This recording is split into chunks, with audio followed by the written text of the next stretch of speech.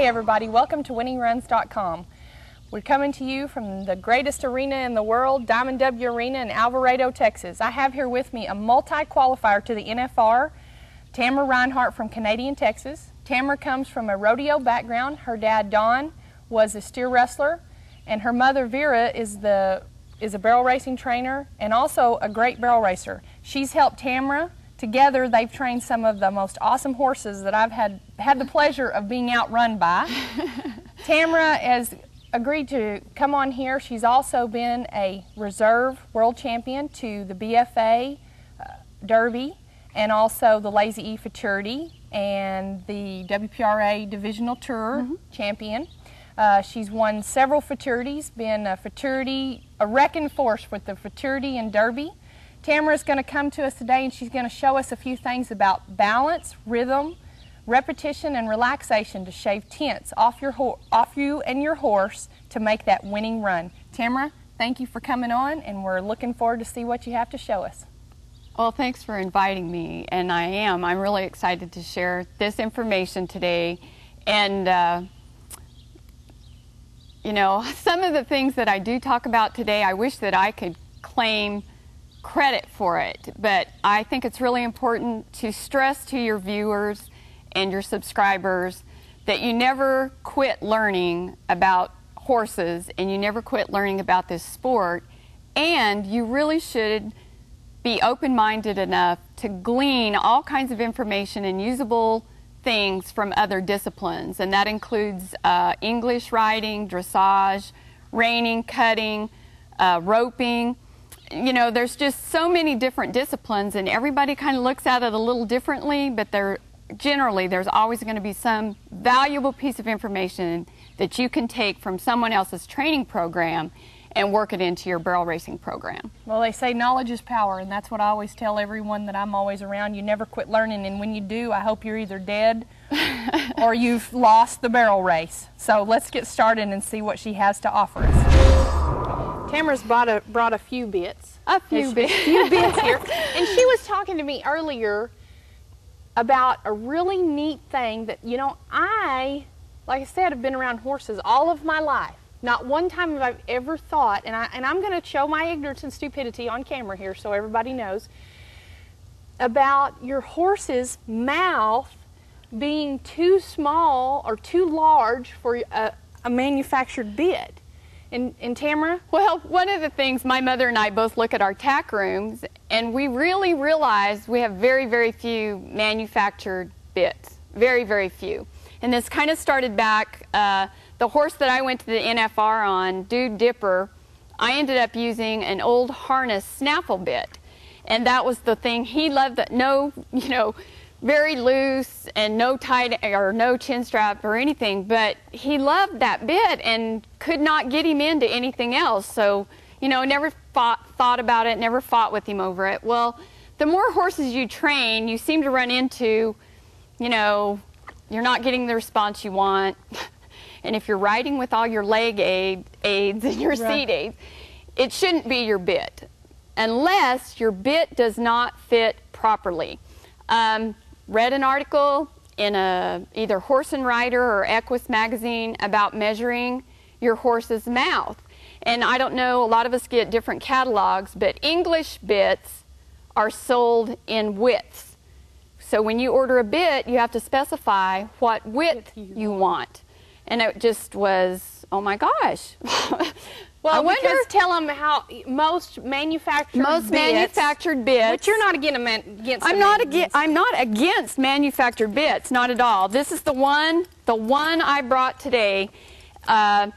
It's, you know, just a sliding draw with a dog bone in the middle. But this bit measures 5.5 inches from shank to shank across the middle. So this bit is 5.5 inches. But most Western bits, or most bits, are probably just 5 inches. And a lot of times you'll buy the bit, and either the bit manufacturer or the tack place where you bought it, you know, you'll say, that bit may pinch my horse, the size of his mouth. So then they convince you to buy bit guards. Well, if the bit that you bought is already too small for your horse's mouth at being 5 or 5.5 inches wide, now you've purchased bit guards, which measure anywhere from 1/4 to 1/2 inch each. So you've shrunk your 5.5, 5-inch bit.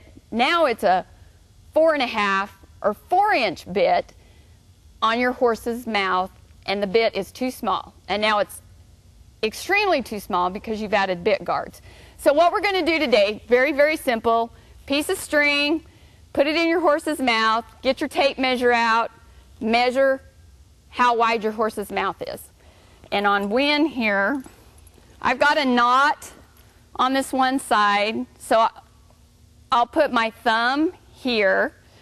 We'll put it in his mouth, and I'll put my thumb on the other side.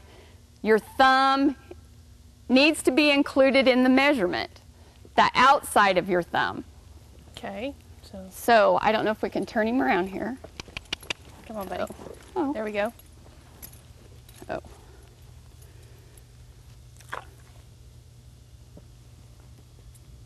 So we have the knot over here, thumb over here. I want to see. Okay. So I'm going to tie a knot on this side, on the outside of your on thumb. the outside of my thumb,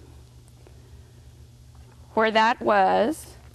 And really, I would encourage you, if you have a lot of bits at home and they're arranged in your tack room and you're riding a lot of different horses, you need to know how wide your bit mouthpieces are. You need to know what your horse's mouth size is. Every horse that you ride, you probably need to measure his mouth to make sure that you're putting in the correct size bit in his mouth. She even So I have a little tape measure just because I wanted Charlotte to understand that this horse's mouth really is almost 7 inches. It's 6.5 inches wide. The bit that I have right here, I don't know if you can two-hand. String, and I'll hold this. If we're going shank to shank, this bit is 1 inch too small for this horse's mouth, because here's where my knot is and here's where the bit is. And just as a short demonstration, hopefully, I'll go ahead and put this bit on him and show why the mechanics of this bit don't work very well on this horse, because the bit's too small. Here, I'll take your string. Most all of the bits that Charlotte's holding in her hand are either 7, they go from 7 to 7.5 inches wide. So most of my bits are even larger than my horse's mouth. And I don't bit my horses up very tight. They're not going to have that smiling crease in the corner. They hold the bit. And why do you do that? Most of the bits I'll pull off your arm are all draw bits. Mm-hmm. I go for a quick release. I've got this contact all the time. Mm-hmm. I give a cue. Mm-hmm. That bit engages, gives him pressure,